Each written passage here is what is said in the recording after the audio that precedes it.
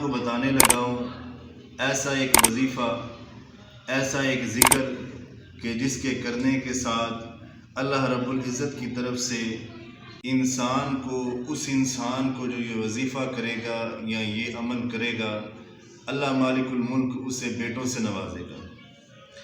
کیونکہ بیٹے ہر انسان کی ضرورت ہوتی ہے، کیونکہ بیٹے انسان کی بازو بنتے ہیں۔ بیٹیاں جو ہوتی ہیں وہ کل کو شادی ہو کے اپنے گھروں میں چلے جاتی ہیں، تو ماں باپ نے بھی اپنی زندگی کو بسر کرنا ہوتا ہے، تو کسی کے پاس تو رہنا ہی ہے نا، تو بیٹیوں کے پاس جا کے بھی نہیں رہا جاتا۔ تو بیٹیاں جو ہے جب انسان فوت بھی ہو جاتا ہے نا، تو بیٹے ہی انسان کو قبرستان تک چھوڑ کے آتے ہیں، بیٹیاں نہیں چھوڑ کے آتی۔ وہ بیچاریوں میں اتنی ہمت اور طاقت نہیں ہوتی، سکت نہیں ہوتی۔ تو بیٹے ہر انسان کی ضرورت ہے۔ اللہ رب العزت سے ہر انسان یہ سوال کرتا ہے اور تقاضا کرتا ہے کہ مولا کریم مجھے اولاد سے نواز اور بیٹوں سے نواز۔ ایک شخص آیا کہنے لگا کہ میری شادی کو کافی عرصہ گزر گیا ہے مگر بیٹا نہیں ہوا، اولاد نہیں، اللہ کریم نے اولاد سے نہیں نوازا۔ تو اسے بتایا کہ بھائی یہ وظیفہ پڑھو، یہ قرآنی وظیفہ ہے جو مولا کریم نے، اللہ احکم الحاکمین نے بتایا ہے، اس کے پڑھنے سے اللہ رب العزت آپ کو اولاد نرینہ عطا فرمائے۔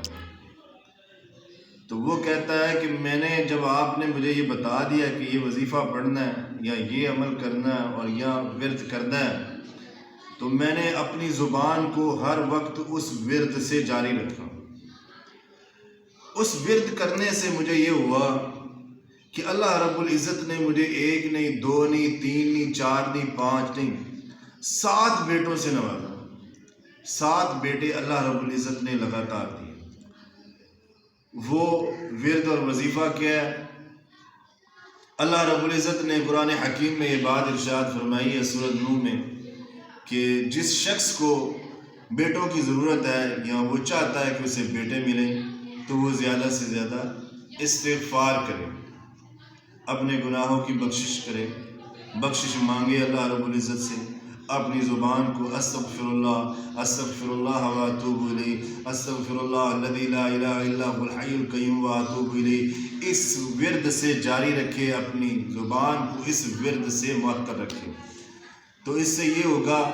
اللہ رب العزت نے قرآن حکیم کی سورہ نوح میں یہ بات بیان فرمائی اور جناب محمد رسول اللہ صلی اللہ علیہ وسلم کو کہا کہ دنیا والوں کو بتا دے کہ جو ورد و وظیفے ڈھونڈتے پھرتے ہیں نا،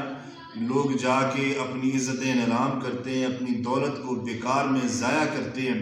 کہ ہمیں کہیں سے بیٹا مل جائے، اور نادان لوگ اپنی عزتیں بھی کھو بیٹھتے ہیں جعلی پیروں اور جعلی فقیروں کے ہاتھ سے۔ مگر جو اللہ رب العزت نے ورد اور وظیفہ بتایا اس کی طرف نہیں آتے۔ اللہ رب العزت نے جناب محمد رسول اللہ صلی اللہ علیہ وسلم کو کہا ان دنیا والوں کو کہہ کہ اگر یہ چاہتے ہیں، اولاد چاہتے ہیں، اولاد نرینہ چاہتے ہیں، میں اولاد نرینہ بھی دوں گا، بیٹے بھی دوں گا۔ فَقُلْتُ اسْتَغْفِرُوا رَبَّكُمْ إِنَّهُ كَانَ غَفَّارًا، اللہ کہتے ہیں میں بیٹے بھی دوں گا، پھر انہیں بیٹوں کے ساتھ ساتھ اولاد بھی دے کے مال بھی عطا کروں گا۔